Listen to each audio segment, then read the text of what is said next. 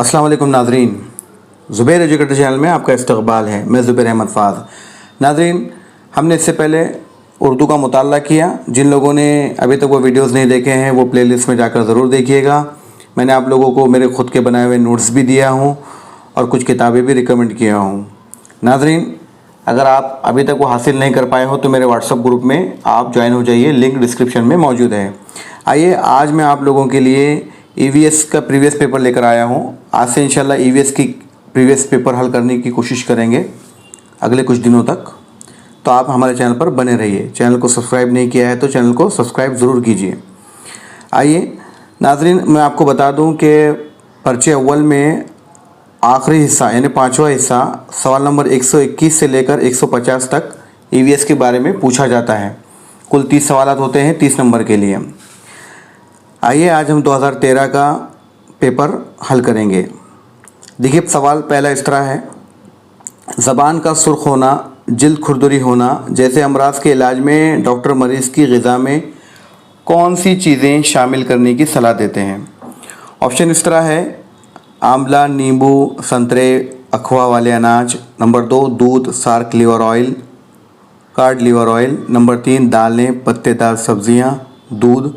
Option number 4 पत्तेदार सब्ज़ियाँ, पके हुए पीले फल, गाजर, पपीता और दूध।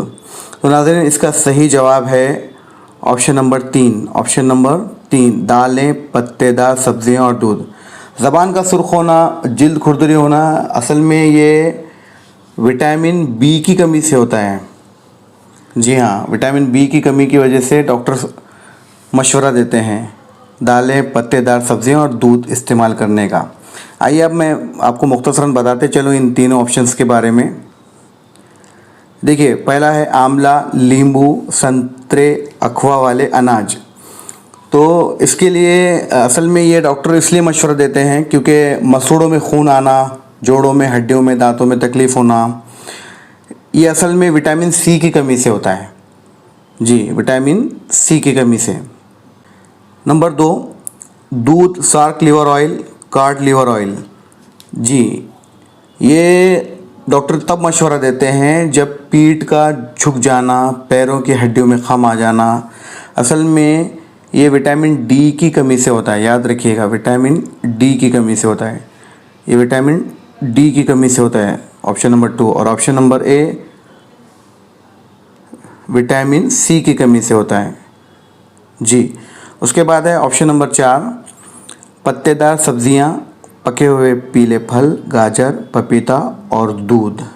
जी नाज़रीन, ये असल में डॉक्टर तब मशवरा देते हैं इन चीज़ों का इस्तेमाल करने के लिए जब शबकोरी की बीमारी हो जाती है। शबकोरी यानी रात में अंधापन आ जाता है नाज़रीन, और ये विटामिन ए की कमी से होता है। याद रखिएगा, विटामिन ए की कमी से। हो सकता है एक आधा सवाल इसके ऊपर पूछ ले, बस याद रखिएगा। और ये विटामिन बी की कमी से होता है, ऑप्शन नंबर 3। जी, चलिए आगे बढ़ते हैं। सवाल नंबर 122। झैल के मुतबादिल में हैवानात को इनके आम तौर पर हयात की उतरती तरतीब में रखने पर शुरू से दूसरे मुकाम पर आने वाला हैवान कौन सा है? देखिए, इसमें शुरू से दूसरे नंबर पर रखने पर शतरमुर्ग आएगा। Option number 1 शतरमुर्ग। जी हाँ, ऑप्शन नंबर 1 शतरमुर्ग, क्योंकि ये उतरती तरतीब में लगा रहे हैं। आइए आगे बढ़ते हैं। सवाल नंबर 123। गुन कीड़ा यानी सोन कीड़ा किसके लिए मुफीद होता है? ऑप्शन इस तरह हैं। रेशम के देखभाल या निगरानी के लिए। ऑप्शन नंबर 2 कीड़ों की देखभाल या निगरानी के लिए। ऑप्शन नंबर 3 शहद की मक्खी के छत्ते की निगरानी के लिए। ऑप्शन नंबर 4 कीड़ों पर काबू पाने के लिए। जी हाँ नाज़रीन, देखिए इसका सही जवाब है ऑप्शन नंबर 4 कीड़ों पर काबू पाने के लिए। कीड़ों पर काबू पाने के लिए। अब देखिए कैसे। अब वो जो सोन कीड़ा होता है असल में ये फ़ायदेमंद होता है। एक कुदरती उसको एंटीऑक्सीडेंट का काम करता है। ये खेत में पाए जाने वाले दूसरे नरम जिस्म वाले जो कीड़े होते हैं उनको खाकर ख़त्म कर देता है। इसीलिए जो किसान हैं वो उसे बायोलॉजिकल पेस्ट कंट्रोल में इस्तेमाल करते हैं ताकि केमिकल का स्प्रे कम करना पड़े और फसलें सेहतमंद रहें। इसलिए कीड़ों पर काबू पाने के लिए सोन कीड़ा मुफीद है। आइए सवाल नंबर 124 पढ़ते हैं। इंसानों के कितने दांत गिरकर दोबारा नए आते हैं? ऑप्शन 1 है 14, ऑप्शन दूसरा 20, ऑप्शन 3 28, ऑप्शन नंबर 4 32। नाज़रीन, इसका सही जवाब है ऑप्शन नंबर 2 20। जी हाँ, 20 दांत गिरकर दोबारा से आते हैं, क्योंकि दूध के दांत 20 होते हैं जो बचपन में निकलते हैं। तकरीबन 6 महीने की उम्र से निकलना शुरू हो जाते हैं और फिर बाद में जैसे जैसे बच्चे की उम्र बढ़ती है तो आहिस्ते आहिस्ते गिर जाते हैं। और बाद में मुस्तकिल दांत आते हैं 32, जो तकरीबन 6 साल की उम्र के बाद से निकलना शुरू होते हैं और तकरीबन 12 से 13 साल तक मुकम्मल हो जाते हैं। लेकिन याद रखिए कि अक्ल दाढ़ बाद में आती है और ये दांत अगर बाद में गिर जाते हैं तो फिर ये दोबारा नहीं आते। कौन से? मुस्तकिल दांत 32 वाले। जी नाज़रीन, आगे बढ़ते हैं। सवाल नंबर 125, पीतल के बर्तन कौन से धातुओं के मिलावट से तैयार करते हैं? ऑप्शन इस तरह है। ऑप्शन नंबर 1 जस्त तांबा, ऑप्शन नंबर 2 तांबा लोहा, ऑप्शन नंबर 3 निकल जस्त, ऑप्शन नंबर 4 लोहे निकल। तो नाज़रीन, इसका सही जवाब है ऑप्शन नंबर 1 जस्त और तांबा। जी, जस्त और तांबा को आपस में मिला लेंगे तो पीतल के बर्तन बन सकते हैं। पीतल बन जाएगा जस्त और प्लस तांबा। अब आइए देखिए, तांबा और लोहा, इससे इसकी मिलावट से कोई चीज़ नहीं बनेगी। ऑप्शन नंबर 2 से। ऑप्शन नंबर 3 देखिए निकल और जस्त। नाज़रीन, यहाँ पर देखिए निकल, जस्त और तांबा, इन तीनों को अगर मिला लेंगे तो जर्मन सिल्वर बन जाएगा। जी, निकल, जस्त और तांबा, इन तीनों को अगर मिलाएंगे तो यहाँ पर जर्मन सिल्वर बनेगा। और उसके बाद ऑप्शन नंबर 4 की देखिए कि लोहा निकल, इसमें क्रोमियम और मैग्नीज मिला लेंगे तो निक्रोम बन जाएगा। देखिए, लोहा, निकल, क्रोमियम और मैग्नीज, ये चारों को अगर मिलाएंगे तो निक्रोम बोलकर बनेगा। नाज़रीन, इसके बारे में मैंने एक चार्ट बनाया है, मैं इंशाल्लाह इसको वीडियो के डिस्क्रिप्शन में दे दूंगा आपको, आप ज़रूर देखिएगा। आइए आगे बढ़ते हैं। सवाल नंबर 126, झैल के मुतबादिल में से कौन सा बयान मुनासिब है? देखिए, ऑप्शन इस तरह है। सभी बैक्टीरिया नुकसानदा होते हैं, तमाम बैक्टीरिया फ़ायदेमंद होते हैं। ऑप्शन नंबर 3 कुछ बैक्टीरिया नुकसानदा और कुछ फ़ायदेमंद होते हैं। ऑप्शन नंबर 4 बैक्टीरिया और वायरस मसावी जसामत के होते हैं। नाज़रीन, इसका सही जवाब है ऑप्शन नंबर 3 कुछ बैक्टीरिया नुकसानदा और कुछ बैक्टीरिया फ़ायदेमंद होते हैं। जी, आप लोग जानते हैं कुछ बैक्टीरिया फ़ायदेमंद होते हैं और कुछ बैक्टीरिया नुकसानदा होते हैं। आइए आगे बढ़ते हैं। सवाल नंबर 127, स्टेनलेस स्टील में कौन से मादे से चमकीलापन आता है? जी हाँ नाज़रीन, देखिए ऑप्शन इस तरह है। नंबर 1 निकल, नंबर 2 कथिल, नंबर 3 जस्त, नंबर 4 ग्रेफाइट।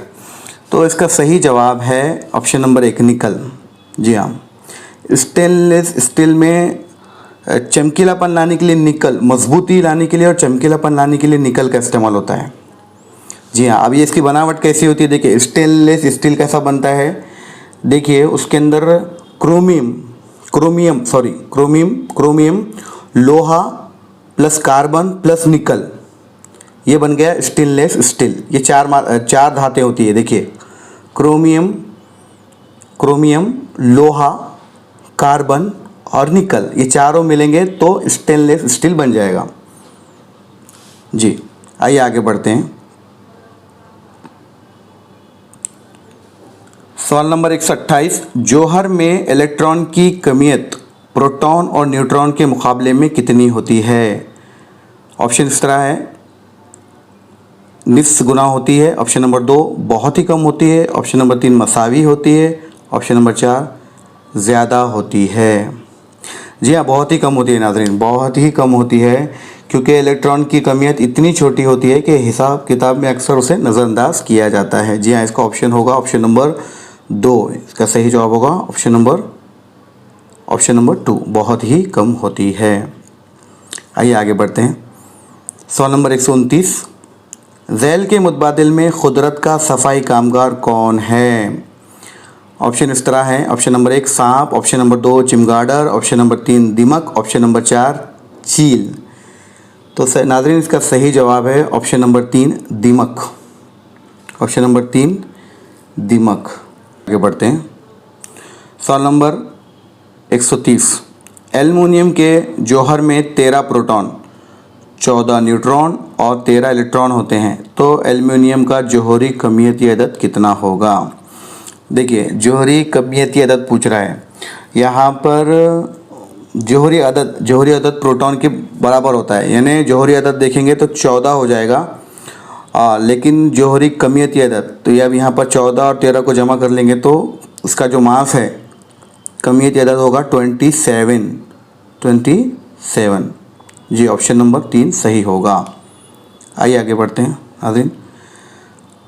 ऑप्शन नंबर 131, शमसी बरक़ी खाने का इस्तेमाल करके झैल में कौन से मकामात पर बर्क़ मुहैया की जाती है? देखिए शमसी बरक़ी खाना यानी सोलार, जिसको हम बोलेंगे सोलार पैनल, जी हाँ उसका इस्तेमाल करते हैं। देखिए ऑप्शन इस तरह हैं। ऑप्शन नंबर ए खला के मसनवी सैयारे, ऑप्शन नंबर बी दवाओं को महफूज रखने के लिए, ऑप्शन नंबर सी बर्क़ गर्म आला, ऑप्शन नंबर डी बावर्ची खाने में, ऑप्शन नंबर ई दूर दराज के इलाक़ों में पानी सींचने वाले पंप। तो देखिए यहाँ पर उसके और मज़ीद 4 ऑप्शन दिए गए हैं। सिर्फ ए बी सी सही है या सिर्फ ए बी सी और डी सही है? ऑप्शन नंबर 3 सिर्फ बी सी डी और ई सही है, या आखिरी ऑप्शन नंबर 4 तमाम ए बी सी डी और ई सही है? तो जी हाँ नाज़रीन इसका सही जवाब है ऑप्शन नंबर 4 तमाम। जी हाँ आइए आगे बढ़ते हैं। सवाल नंबर 132, आलमी यौम सेहत कौन से दिन मनाया जाता है? जी हाँ नाज़रीन ये सवाल आया है, मेरे नोट्स में भी लिखे हैं, मैं आपको दे दूंगा। ये तमाम दिन जो है मैंने माहौल से मुताल्लिक़ दिन और एक्स्ट्रा जो दिनों की अहमियत है उसे मैंने एक नोट्स में लिखा है, मैं डिस्क्रिप्शन में उसे दे दूंगा आपको, आप ज़रूर देखिएगा। आलमी सेहत दिन किस दिन मनाया जाता है? ऑप्शन इस तरह हैं। ऑप्शन नंबर 22 अप्रैल, ऑप्शन नंबर 2 28 फरवरी, ऑप्शन नंबर 3 10 जून, ऑप्शन नंबर 4 7 अप्रैल।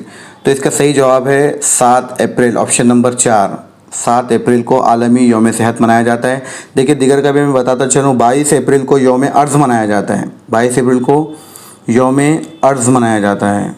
जी हाँ, और 28 फरवरी को हमारे मुल्क में कौमी साइंस डे मनाया जाता है, साइंस दिन मनाया जाता है। 10 जून के बारे में कोई इतनी ख़ास बात नहीं है। जी आइए आगे बढ़ते हैं। राज्य विज्ञान शिक्षण संस्था इदारा कहाँ पर है? नाज़रीन ऑप्शन इस तरह है। Number 1 Pune, number 2 Nagpur, number 3 Mumbai, number 4 Aurangabad. तो नाज़रीन इसका सही जवाब है नागपुर। नागपुर में है ये संस्था, जहाँ पर ट्रेनिंग्स दी जाती है और नए नए संशोधन किए जाते हैं। आइए आगे बढ़ते हैं नाज़रीन। सवाल नंबर 134, झैल में से कौन सा बयान सही है? ऑप्शन नंबर 1 माहौली निज़ाम में तफ़ैली जानदार ये ग़िज़ा साज़ होते हैं। ऑप्शन नंबर 2 माहौली निज़ाम में सारिफ ये दूसरी सतह पर हैं।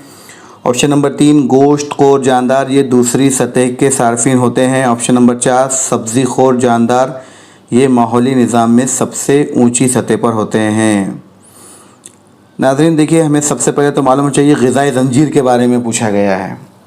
ग़िज़ाई ज़ंजीर में तो पहले मैं आपको बता दूं कि इसका सही जवाब कौन सा है। इसका सही जवाब है ऑप्शन नंबर 3। ऑप्शन नंबर 3 ये मुनासिब है। गोश्त खोर जानदार ये दूसरी सतह के सार्फिन होते हैं, बिल्कुल सही है। अब देखिए मैं पूरी सतह के बारे में आपको बताता चलूँ। सबसे पहले होते हैं ग़िज़ा साज़, जो अपना खाना खुद बनाते हैं। कैसे बनाते हैं? शमसी तवानी के ज़रिए हासिल करके। पौधे, जिसमें आएंगे पौधे। उसके बाद आएंगे पहली सतह में सब्ज़ी खोर, जो पौधों से ग़िज़ा हासिल करते हैं, जिसमें हिरन, खरगोश वग़ैरह। अब दूसरी सतह के सार्फिन, जैसे कि यहाँ जवाब है गोश्त खोर जानदार, ये दूसरी सतह के सार्फिन हैं।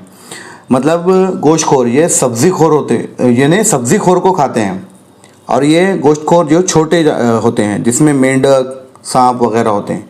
इसके बाद तीसरी सतह भी है।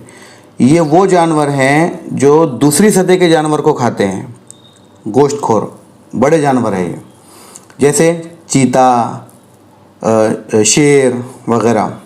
उसके बाद है चौथी सतह। ये वो गोश्तखोर हैं, उन्हें कोई और जानवर नहीं खाता, जैसे उकाब, मगरमच्छ, गिद्ध वगैरह वगैरह। और सबसे लास्ट में आते हैं नाज़रीन डिकम्पोज़र, जिसको बोलेंगे गलाने वाले। ये वो हैं जो मुर्दा जानदारों को मिट्टी में ग़िज़ाई अज़्ज़ा में वापस शामिल करते हैं उसे खा के, जैसे बैक्टीरिया, कीड़े मकोड़े वगैरह वगैरह। जी मैं नाज़रीन आपको इस ग़िज़ाई ज़ंजीर का पूरा अहराम या डायग्राम बनाकर डिस्क्रिप्शन में दे दूंगा, आप ज़रूर देखिएगा, या फिर मेरे व्हाट्सएप ग्रुप से जुड़ जाइएगा, मैं वहाँ पर इंशाल्लाह ये तमाम डॉक्यूमेंट्स शेयर करूँगा। आइए नाज़रीन, वीडियो काफ़ी बड़ी हो गई है, इंशाल्लाह इसके बाद के सवालात मैं अगले वीडियोस में बताऊँगा। आप हमारे साथ जुड़े रहिएगा, वीडियोस को देखते रहिएगा। तब तक के लिए अपना ख्याल रखिए। अल्लाह हाफिज़।